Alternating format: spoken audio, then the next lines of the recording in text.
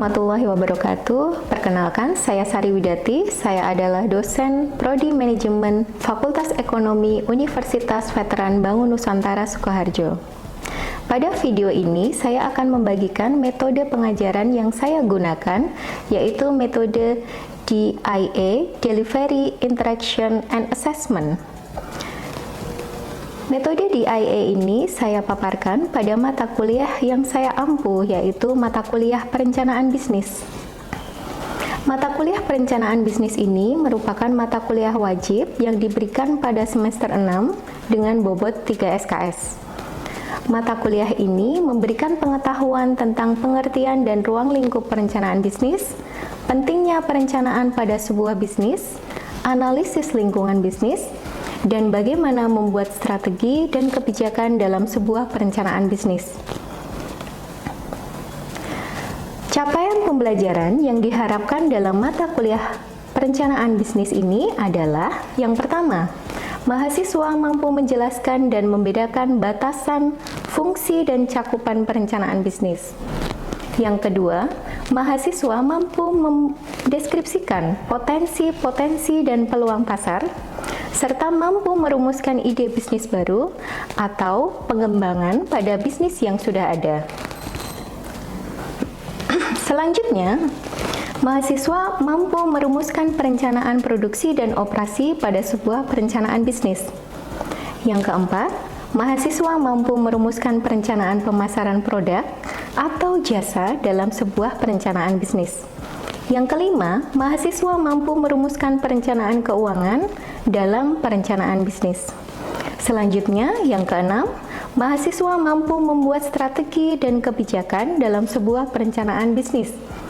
Kemudian yang terakhir, yang ketujuh, mahasiswa mampu menyusun sebuah perencanaan bisnis yang efektif.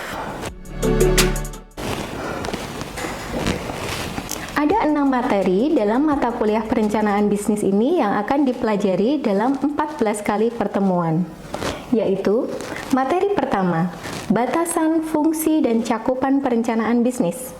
Materi kedua, pendirian dan pengembangan bisnis. Materi ketiga, perencanaan produksi dan operasi. Materi keempat, perencanaan pemasaran. Materi kelima, perencanaan keuangan. Materi keenam yang terakhir adalah penyusunan perencanaan bisnis. Baik, saya akan masuk ke dalam metode pengajaran. Yang pertama adalah metode delivery. Metode penyampaian materi yang saya gunakan adalah presentasi materi dengan tatap maya menggunakan media Zoom atau Google Meet dalam kondisi PPKM ini. Namun, dalam kondisi normal, penyampaian materi secara presentasi saya lakukan di dalam kelas. Di samping mempresentasikan materi secara langsung, ada kalanya saya membuat rekaman video pengajaran yang saya distribusikan via grup WhatsApp untuk materi-materi yang dianggap sulit oleh mahasiswa. Hal ini saya lakukan dengan tujuan agar mahasiswa bisa menyimak ulang materi yang saya sampaikan, sehingga mereka bisa memahami materi yang saya sampaikan tersebut. Metode yang kedua adalah metode interaction.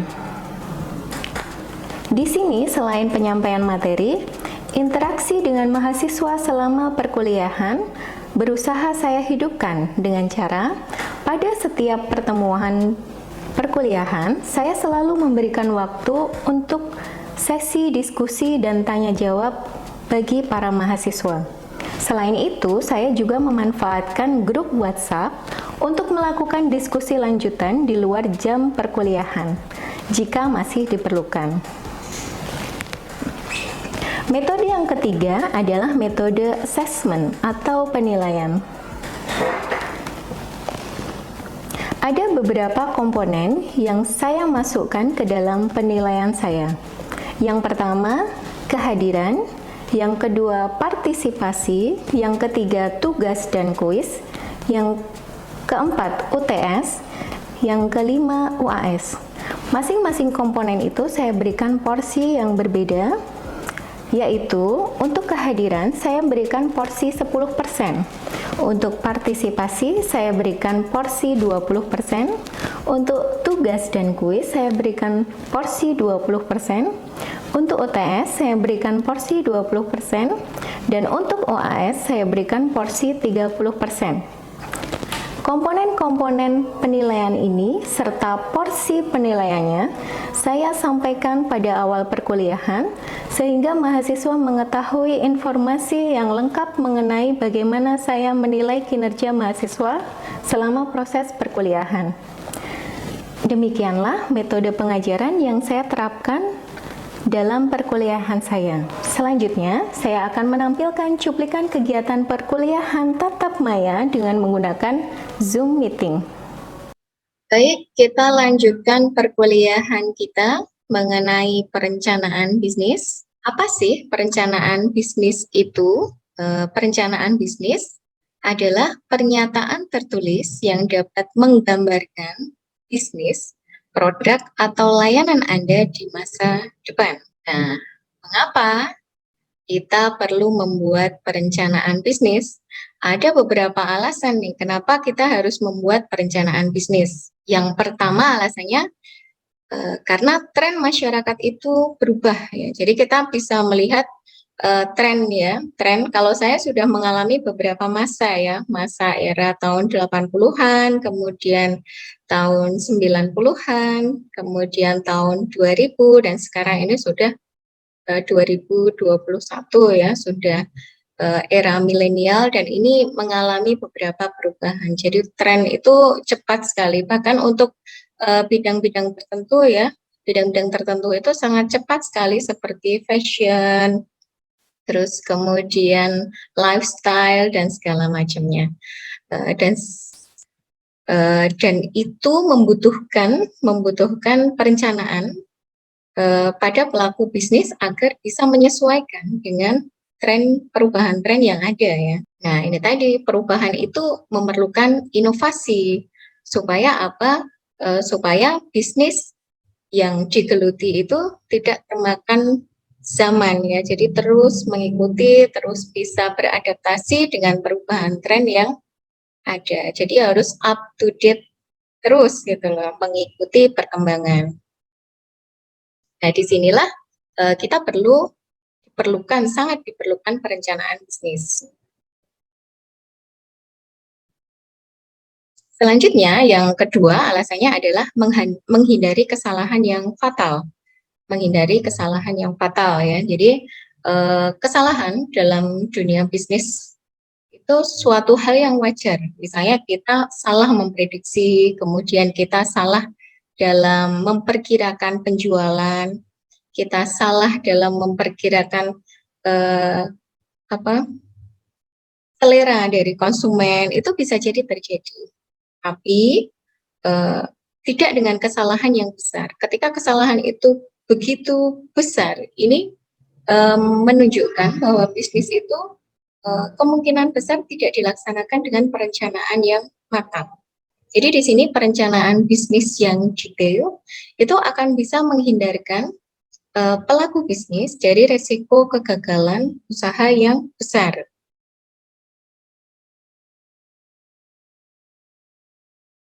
Yang ketiga, alasannya adalah meningkatkan modal. Dengan kita membuat perencanaan bisnis yang baik ya, dengan perencanaan bisnis yang lengkap, ini akan bisa meyakinkan pemilik modal untuk bisa berinvestasi pada bisnis kita. Nah, investor cerdas tentunya tidak akan menanamkan dananya pada perusahaan yang tidak memiliki perencanaan bisnis yang baik, karena resikonya akan besar. Bisa jadi modal yang ia tanamkan bisa hilang, seperti yang banyak terjadi di masyarakat kita ya. Jadi kita sering ya mendengar kisah bahwa ada seorang yang bercerita mungkin mereka kehilangan dananya karena berinvestasi pada sebuah bisnis. Nah, itu juga sulit, kondisi yang sulit karena namanya investasi itu memang harus siap dengan segala risikonya. Nah, untuk mengurangi risiko ini, investor cerdas pasti akan memilih bisnis-bisnis yang mempunyai perencanaan yang matang untuk dia gelontorkan dananya ke dalam bisnis tersebut. Kemudian alasan keempat yaitu untuk mengontrol usaha dan menentukan prioritas. Nah, perencanaan bisnis di sini akan membantu dalam menentukan apa yang dapat, apa yang tidak dapat dilakukan, sehingga dapat menentukan prioritas dalam pelaksanaan bisnis.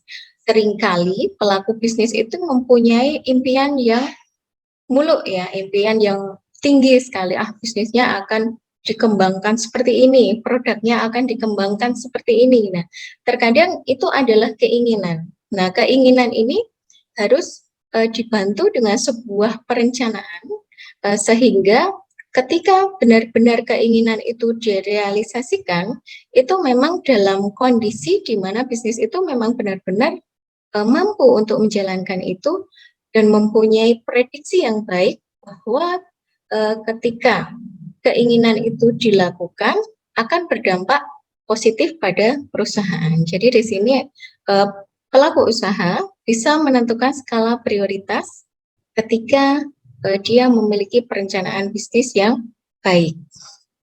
Kemudian dengan membuat perencanaan bisnis, pelaku bisnis juga dapat mengontrol jalannya bisnis sesuai dengan tujuan. Kemudian, kapan sih waktu yang tepat untuk membuat perencanaan bisnis? Nah, perencanaan bisnis ini idealnya itu dibuat pada saat akan memulai sebuah bisnis. Ya. Jadi, ketika akan memulai sebuah bisnis, perencanaan bisnis ini dibuat.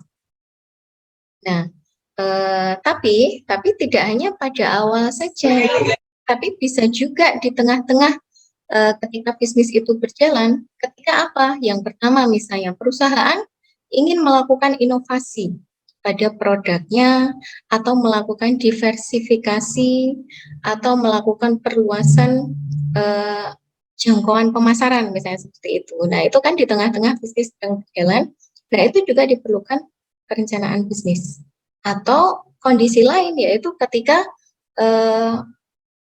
kondisi bisnis yang berjalan pada saat itu ternyata kok tidak sesuai dengan harapan, maka pada saat itu perencanaan bisnis yang sudah ada itu perlu dilihat ulang, kemudian diperbaiki, disesuaikan dengan kebutuhan pada saat itu. Jadi perencanaan bisnis itu bisa dilakukan pada saat persiapan bisnis akan dibuka, di awal bisnis ya. Kemudian pada saat bisnis juga sudah berjalan, bisa saat melakukan inovasi, bisa saat melakukan pengembangan, atau pada saat di mana kondisi lingkungan bisnis itu memang tidak sesuai prediksi. Misalnya nih terjadi krisis politik misalnya, itu juga akan mengalami bisnis juga akan terdampak dengan kondisi politik yang tidak bagus. Nah, di situ pelaku bisnis perlu melakukan perencanaan bisnis ulang pada bisnisnya ya, agar bisnisnya itu bisa menyesuaikan dengan kondisi yang ada, sehingga bisnisnya itu tetap berjalan dan tidak tergerus dengan masalah-masalah yang dihadapi oleh bisnis tersebut. Oke, dari pemaparan ini, adakah yang ingin bertanya dulu? Monggo silahkan. Saya, Bu. Oh ya, silahkan Mbak Erma. Saya ingin bertanya, apakah perencanaan bisnis itu harus dibuat saat memulai sebuah usaha? Saat memulai sebuah usaha. Oke, ya. Jadi persiapan perencanaan bisnis itu bisa dibuat di awal sebuah bisnis. Jadi akan memulai sebuah bisnis itu pelaku usaha membuat sebuah perencanaan. Dengan perencanaan itu dia memulai bisnisnya. Nah, nanti perencanaan bisnis itu kan akan disesuaikan nih bisnis ini berjalan nggak sih sesuai dengan perencanaan. Nah, ketika bisnis itu tidak berjalan sesuai dengan perencanaan yang dibuat, maka nah itu kan berarti di tengah-tengah bisnis tuh Mbak. Nah di tengah-tengah bisnis ini nanti pelaku usaha bisa membuat perencanaan bisnis lagi gitu. Jadi perencanaan bisnis yang sudah dibuat di awal tadi diperbaiki ya, diperbaiki, disesuaikan dengan kebutuhan bisnis pada saat itu. Jadi ini sudah bisa menjawab ya bahwa perencanaan bisnis itu bisa dibuat di awal, jadi awal bisnis, kemudian di tengah-tengah bisnis saat berjalan, bisa juga ketika bisnis itu melakukan inovasi, Mbak. Jadi ketika bisnis berada pada kondisi pada siklus ya, siklusnya sudah tahap maturity misalnya, bisnis ini butuh inovasi untuk bisa terus meningkatkan penjualannya misalnya, kemudian perusahaan ingin melakukan inovasi. Nah, pada saat itu perencanaan bisnis juga perlu untuk dibuat karena perusahaan juga harus memperhatikan apakah inovasi ini nanti akan bisa berdampak positif bagi usahanya atau malah sebaliknya. Nah, ini perencanaan bisnis juga bisa dibuat di tengah-tengah bisnis itu berjalan, yaitu pada saat melakukan inovasi. Kemudian juga pada saat perusahaan itu juga bisa membuat perencanaan bisnis pada saat ingin melakukan pengembangan bisnis ya. Jadi pengembangan misalnya menambah skala, menambah jangkauan pemasaran misalnya. Dari ini pasarnya baru di Soloraya misalnya, ini mau menambah jangkauan menjadi satu Jawa Tengah misalnya. Seperti itu perusahaan juga membutuhkan perencanaan bisnis yang matang supaya nanti benar-benar meyakinkan pelaku bisnis bahwa rencana yang dibuat atau tindakan yang akan dilakukan itu benar-benar nanti bisa berdampak positif bagi perusahaan. Begitu Mbak Irma? Sudah paham Mbak Irma? Cukup Oke. sih. Atau oke Mbak Irma, atau dari yang lain ada tanggapan atau mungkin pertanyaan yang baru? Silahkan. Saya mau bertanya. Oke, Mbak Radifa. Nggih, Mbak Radifa silahkan. Ada pertanyaan apa? Itu Bu, saya mau bertanya, apakah perencanaan bisnis itu harus dibuat secara tertulis? Oke, apakah perencanaan bisnis harus dibuat secara tertulis ya? Jadi di awal tadi kita ada definisi ya. Jadi perencanaan bisnis itu memang perencanaan tertulis yang dapat menggambarkan bisnis, produk atau layanan Anda di masa depan. Apakah harus ditulis sih ini Bu, perencanaan bisnis? Ya, penulisan perencanaan bisnis itu adalah langkah untuk memudahkan pelaku bisnis agar bisa mentransfer perencanaan bisnis itu kepada timnya. Jadi dengan adanya dokumen tertulis, maka sharing pemikiran itu akan lebih mudah ya. Jadi dibandingkan dengan ketika perencanaan bisnis itu hanya diingat oleh pemilik usaha, misalnya pemilik usaha punya perencanaan, kemudian setiap kali dia ketemu timnya dia mengatakan perencanaan saya gini gini gini gini, perencanaan saya gini gini gini. Nah, perencanaan pada bisnis ini seperti ini, misalnya seperti itu. Nah, itu kemungkinan karena manusia itu ada potensi untuk lupa itu besar ya. Jadi potensi untuk lupa itu besar. Jadi dengan adanya tulisan ini, dokumen tertulis ini sebenarnya akan memudahkan pelaku usaha untuk bisa mentransfer pada timnya. Karena apa? Perencanaan bisnis itu dibuat itu memang untuk mengantisipasi bahwa bisnis ini akan besar. Jadi perencanaan itu memang menuju pada bisnis ini menjadi besar. Kalau misalnya pelaku bisnisnya itu hanya one man show ya, bahwa one man show saja yang menjalankan hanya satu orang, mungkin perencanaan bisnis ini bisa saja diingat gitu, termemori misalnya seperti itu ya.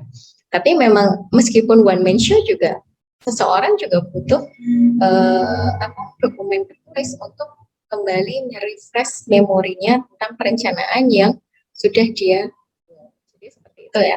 Jadi apakah akan lebih baik jika perencanaan bisnis itu dibuat secara tertulis ya Mbak, itu tadi alasannya ya. Jadi karena memang perencanaan bisnis itu dibuat agar perusahaan atau usahanya menjadi besar. Ketika perusahaan besar itu timnya juga akan lebih gemuk, lebih banyak, maka dengan adanya dokumen tertulis perencanaan bisnis akan lebih bisa mentransfer, lebih mudah mentransfer apa yang menjadi perencanaan itu kepada tim di dalam bisnis tersebut. Gitu ya. Sekian video dari saya, semoga bermanfaat. Terima kasih.